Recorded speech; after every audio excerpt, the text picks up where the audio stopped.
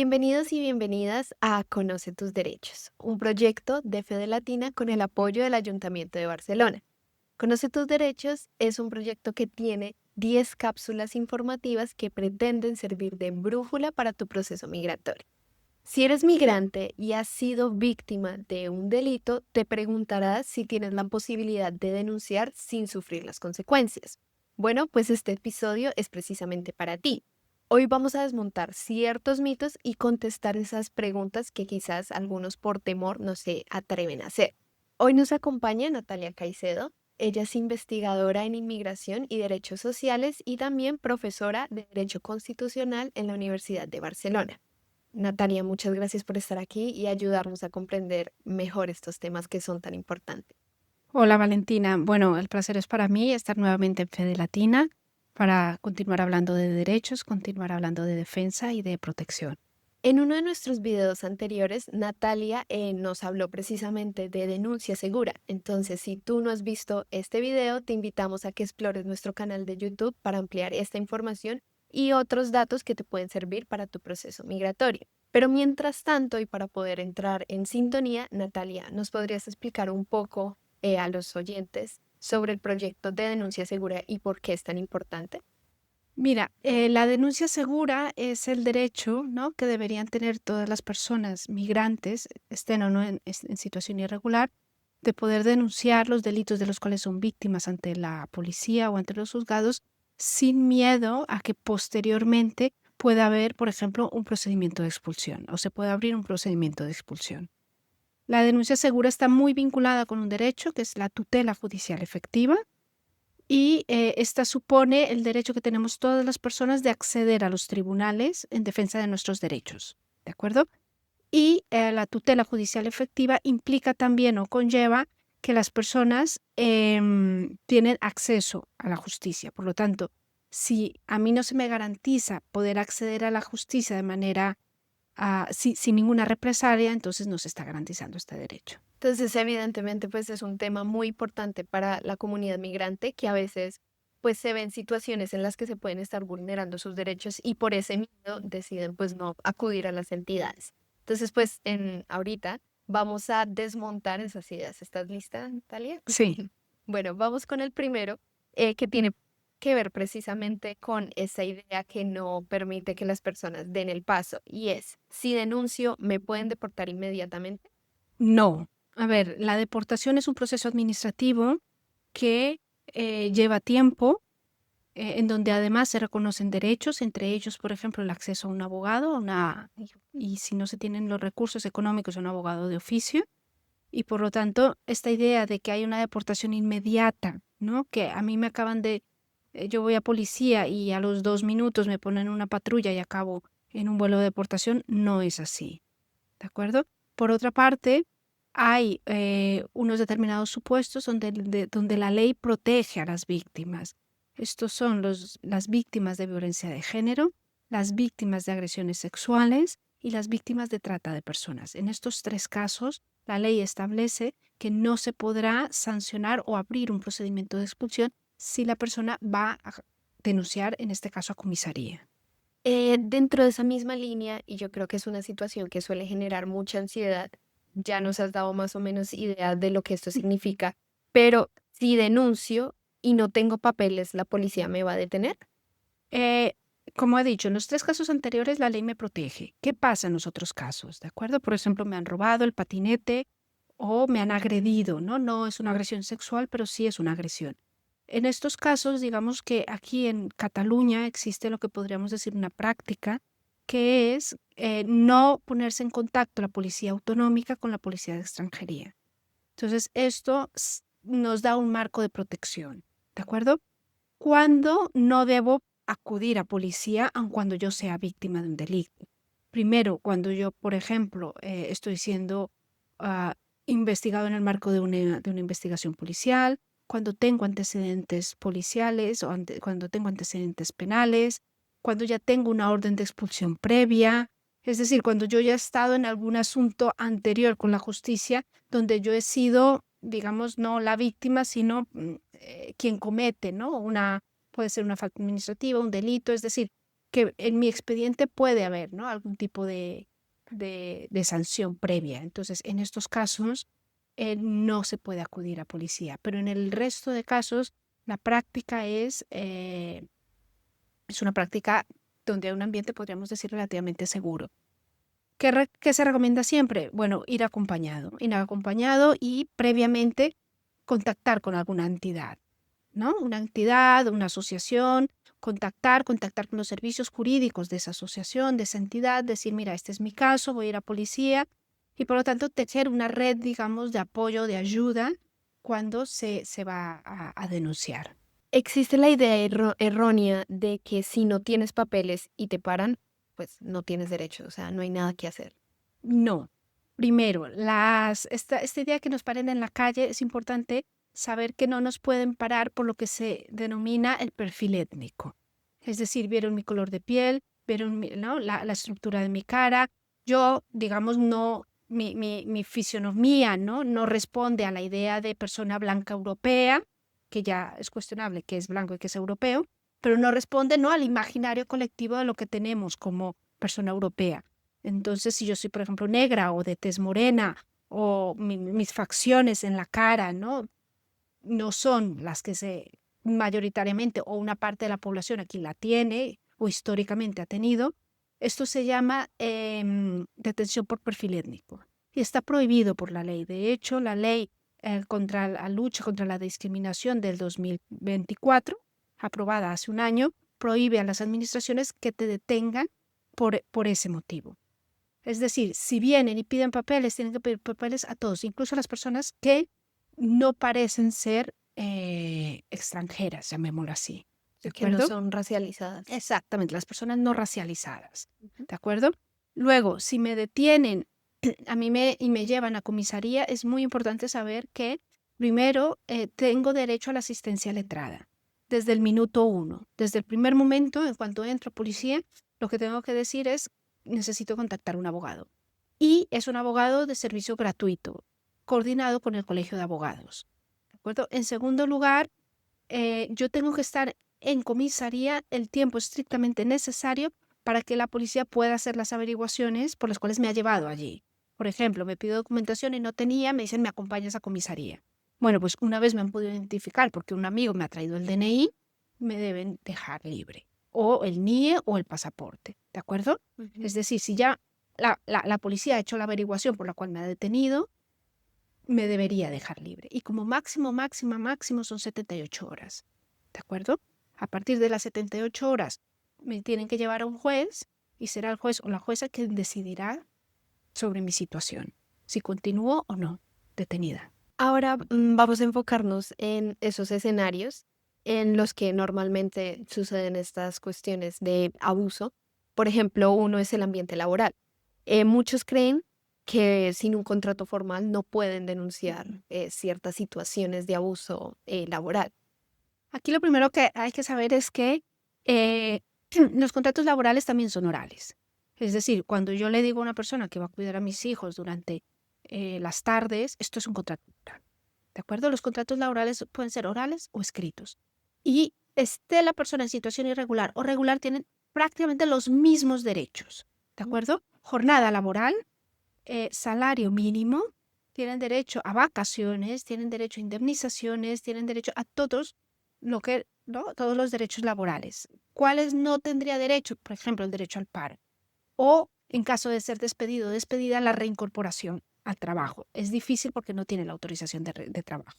Pero todo lo que es, ¿no?, las condiciones laborales están reconocidas. ¿De acuerdo? Entonces, en estos casos, cuando la persona, en un momento dado, yo entiendo que estás en situación irregular y dices, claro, yo ahora no puedo denunciar porque me quedo sin trabajo y me quedo sin recursos. Ujú. Pero si yo, por ejemplo, he sido objeto, ¿no?, de explotación, me han dejado sin salario, no me han garantizado mis derechos, pues cuando yo deje esa relación laboral, lo importante es que yo tenga pruebas de que ha habido esa relación laboral. Aquí los WhatsApp son claves. ¿De acuerdo? Entonces, yo todo lo que hablo con la persona que me ha empleado de gestión del trabajo, pues esto es una prueba. Entonces, cuando se acaba la relación laboral, yo puedo contactar a un abogado de oficio, ¿de acuerdo?, del ámbito laboral o mi propio abogado puedo pagar un abogado si lo veo así y interponer la demanda laboral. ¿De acuerdo? Esto se hace ante los juzgados. Se interpone una demanda y después el juez y la jueza determinará que efectivamente ha habido una relación laboral y que se han vulnerado muchísimos derechos y que esta persona tiene que restituirme los derechos vulnerados. Y cuando se han vulnerado los derechos laborales y además también hay situaciones de violencia de género, ¿cómo es esta situación en el campo laboral? Sí, en el campo laboral hay la figura que se llama el acoso, ¿de acuerdo? Puede ser acoso sexual o acoso por género. Entonces, aquí también, ¿no? La ley permite, si es en este caso, por ejemplo, acoso sexual, que la persona víctima de este acoso interponga una demanda y estará protegida frente a la expulsión, ¿de acuerdo? Y en los casos de violencia de género, claro, cuando hablamos de violencia de género, la ley la circunscribe a la violencia entre la pareja antigua o actual, haya o no haya convivencia, ¿de acuerdo? Y en estos casos hay la obligación legal de no abrir un expediente de expulsión y además se abre la vía para la regularización, ¿de acuerdo? Entonces se interpone la denuncia, la demanda y hay todo un servicio, digamos, de servicios sociales, de ayudas, de apoyo, ¿no? A la mujer. Y luego también en parte administrativa se puede iniciar el procedimiento de regularización. La regularización también es factible cuando se es víctima de abusos sexuales, ¿de acuerdo? Es decir, cuando ha habido un abuso o una agresión sexual, también se abre la vía de la regularización. O sea, son estos dos escenarios que nos comentabas en lo que hay una protección, o sea, Sí, en estos dos casos hay una protección, haya o no haya una relación laboral de por medio, ¿de acuerdo? Si hay la relación laboral, además de los derechos laborales vulnerados, entonces también se tratará el tema de la violencia de género, pero en estos casos siempre hay protección. nos comentabas también en las otras situaciones que cuando somos detenidos, pues tenemos derecho a un abogado Ujú. por parte del Colegio de Abogados. Eh, Se sigue con la idea, o muchas personas migrantes creen que el acceso a asistencia legal no es posible para ellos, ya sea por una situación irregular o también pues porque no cuentan con fondos suficientes para poder costearlo. ¿Cómo es el panorama en este caso? Sí, aquí es importante saber que desde los años 80 el Tribunal Constitucional dice que el acceso al abogado de oficio es reconocido también para las personas en situación irregular. ¿De acuerdo? De hecho, el Colegio de Abogados tiene un servicio, ¿no? Como tiene civil, tiene penal, tiene laboral, también tiene uno en extranjería. ¿De acuerdo? Entonces, yo puedo acceder al abogado de oficio en el ámbito laboral, en el ámbito administrativo, en el ámbito penal. ¿De acuerdo? Incluso también en el ámbito civil. Por ejemplo, yo me voy a divorciar y no tengo dinero para pagar un abogado. Bueno, pues acudo a lo que se llama la asistencia jurídica gratuita, que es básicamente poner en internet, llamar un teléfono y a partir de ahí se inicia todos los procedimientos. Pero hay derecho a la asistencia jurídica gratuita para las personas migrantes, estén o no estén en situación irregular. Incluso si yo tengo una entrevista con el abogado o la abogada y no me acaba de convencer o no me está haciendo un buen servicio, yo puedo también pedir un segundo abogado de oficio, ¿de acuerdo? Y también hay que tener en cuenta que son personas, es decir, muchas veces pensamos, claro, como no les pago, no me van a Un dar un buen servicio. servicio, ¿no? No me van a asesorar. No, estas personas les paga el Estado, ¿de acuerdo? Ellos devengan honorarios por el turno de oficio, con lo cual sí que hay, y por lo tanto yo puedo exigir un buen servicio y una buena asesoría y una buena, sí, asesoría jurídica. Otro tema crucial es el tema de la atención médica. Hay personas que incluso ponen en riesgo su vida porque tienen ese miedo de que quizás si van al hospital y están en situación irregular, además de que no los atiendan, pueden abrirles pues, un expediente de expulsión. ¿Qué nos podrías comentar sobre esta situación? Bueno, que es un mito. Es un mito. Primero, incluso si yo estoy en una situación de urgencia, no tengo ninguna documentación, no tengo nada, yo acudo a los servicios de urgencia y me van a atender. ¿De acuerdo? Las personas en situación irregular tienen derecho al acceso a la salud y en las mismas condiciones que el resto de personas. Hay solo dos casos que los excluye, que son estudiantes y reagrupados los ascendientes, es decir, si yo reagrupo a mi madre o a mi padre. Aquí la ley, es verdad que hay más limitaciones, pero también es verdad que muchas veces la práctica permite el acceso a la tarjeta sanitaria. Ujú. Entonces, si la persona no tiene alguna urgencia o un problema médico, hay que, lo primero, acudir, ¿no? Y a los centros de salud con el padrón municipal y gestionar la tarjeta sanitaria. No me pueden decir que con tarjeta, que porque no tengo papeles no me dan la tarjeta sanitaria, esto sería ilegal. Y hacer los seguimientos con el CAP, con el centro de atención primaria y con el médico correspondiente. Y si es un caso de urgencia, pues acudir a los servicios de urgencia. O sea, en cualquier caso no habría por qué temer de que la No, policía llegara allá y nunca, no, no. Ni en servicios sociales, ni en derechos sanitarios, ni en sanidad, ni tampoco en las escuelas, ¿no? Es verdad que lo que está pasando, por ejemplo, ahora en Estados Unidos, que sí que están yendo a las escuelas, que están yendo a los centros de atención comunitaria, que están yendo a los centros sanitarios en una política, ¿no? De Donald Trump, genera miedo aquí. ujú. Pero aquí esta situación no existe y es muy importante saberlo. Hablábamos de, pues, el acceso a la salud, de lo importante que es tener, pues, el padrón municipal para también acceder a la tarjeta sanitaria. Y hay personas que creen que por no tener papeles tampoco podrían acceder al padrón y se genera como esa cadena. ¿Es esto cierto? No, es mentira. Es decir, el padrón municipal es un derecho que tienen todas las personas, que es a registrarse en el ayuntamiento donde están viviendo. ¿De acuerdo? Estén o no estén en situación irregular. ¿De acuerdo? ¿Qué sucede a la práctica? Bueno, que en muchas ocasiones los ayuntamientos, digamos que ponen trabas al padrón municipal. ¿De acuerdo? Suele suceder, por ejemplo, en los ayuntamientos del área metropolitana, en muchos ayuntamientos hay una política de no querer empadronar personas en situación irregular. En estos casos es muy importante saber que tengo el derecho y si me lo están impidiendo, contactar con alguna ONG, contactar con alguna entidad del pueblo donde estoy viviendo o que yo conozca, ex- exponer mi caso, ¿de acuerdo?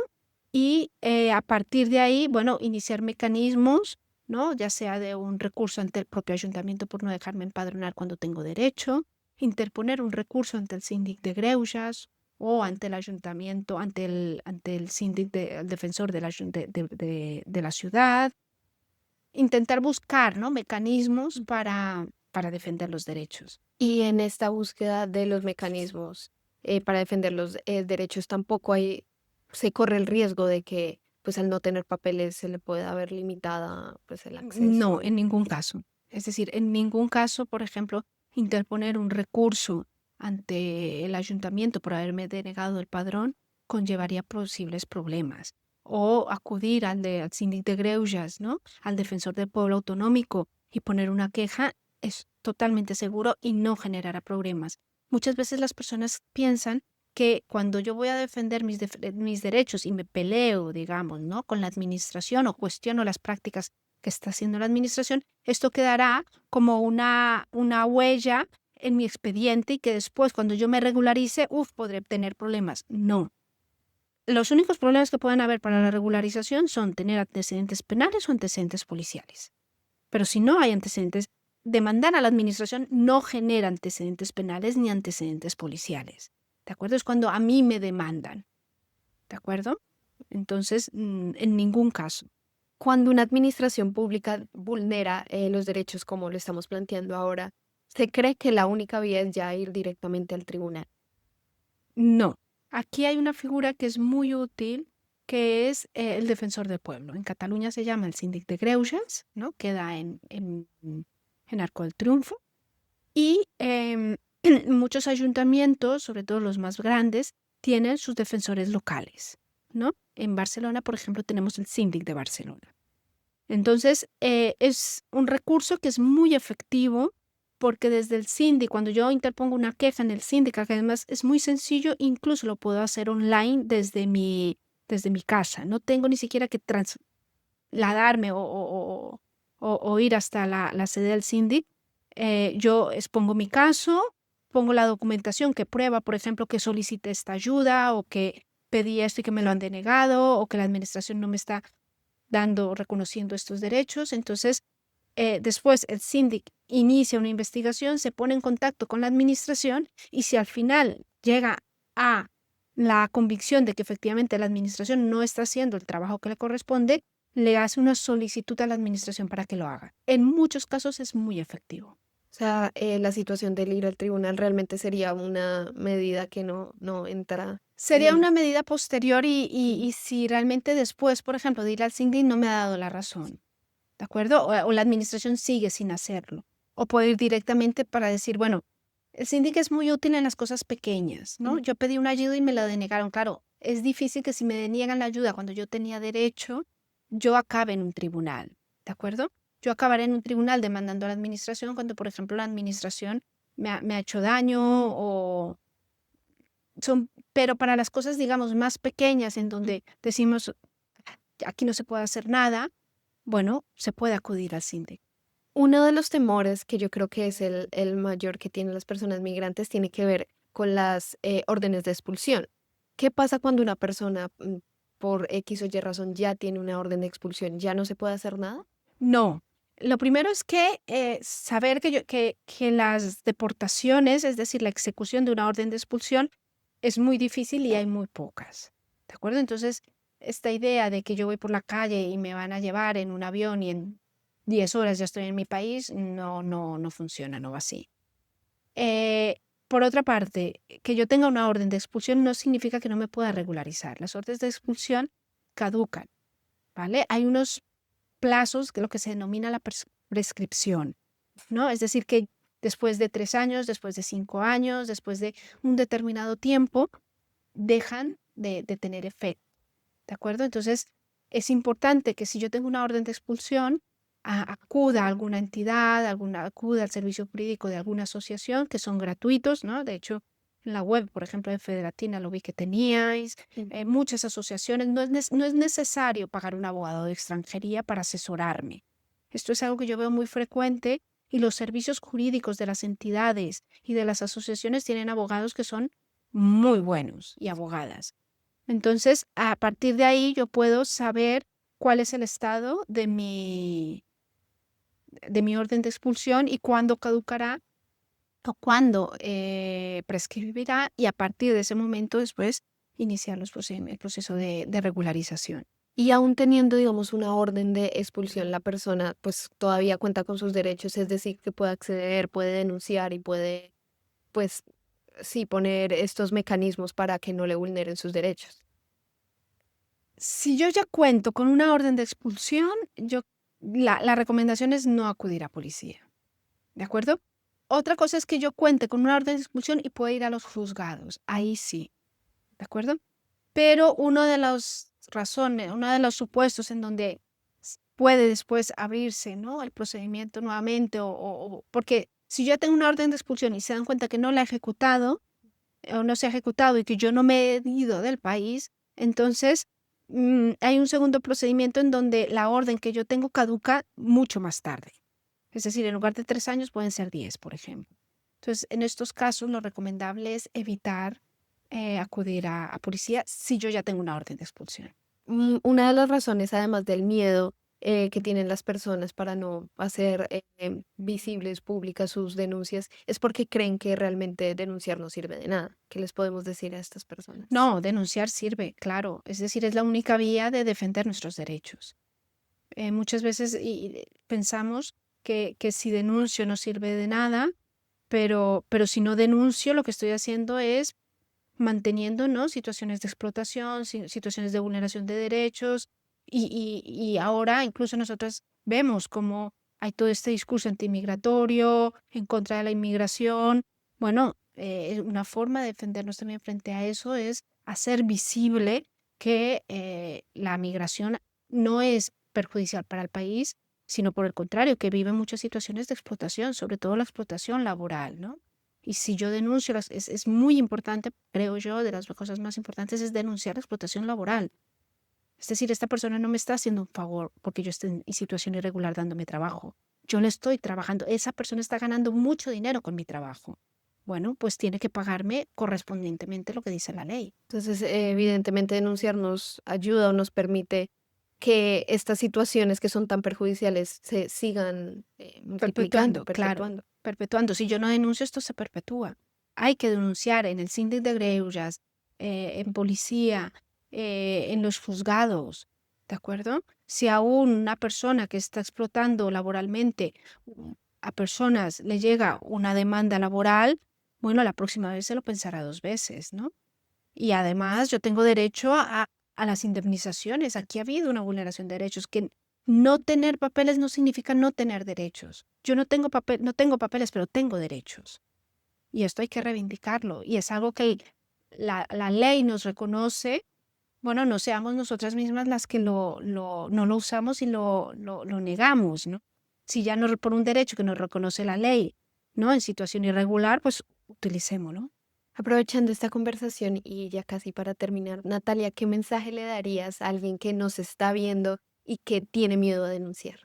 Yo lo que le diría es que fuera de la situación de explotación que está viviendo, hay muchísimas redes de apoyo y hay salida.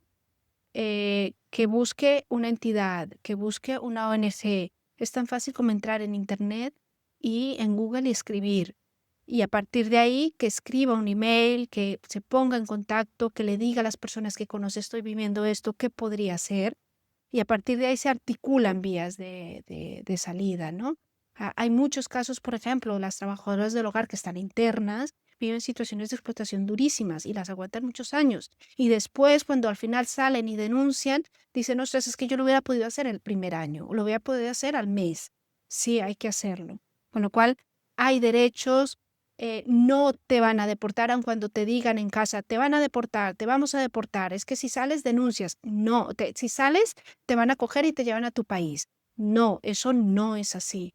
¿De acuerdo? Entonces, que busquen ayuda, que busquen asesoramiento y a partir de ahí, en un futuro, si se animan, denunciar. Muy bien, Natalia, pues muchas gracias por el espacio del día de hoy, pues por ayudarnos, por tu tiempo y tus conocimientos para poder solucionar todas esas dudas y miedos que tienen muchas personas. No, bueno, muchas gracias y también a Fede Latina por este espacio y que continuemos reivindicando y reconociendo derechos. Bueno, así es, entonces a todos los que nos ven, recuerden que tienen derechos y tienen que hacerlos valer y que hay gente dispuesta a ayudarlos. Entonces muchas gracias por vernos y nos veremos en otra cápsula. Hasta la próxima.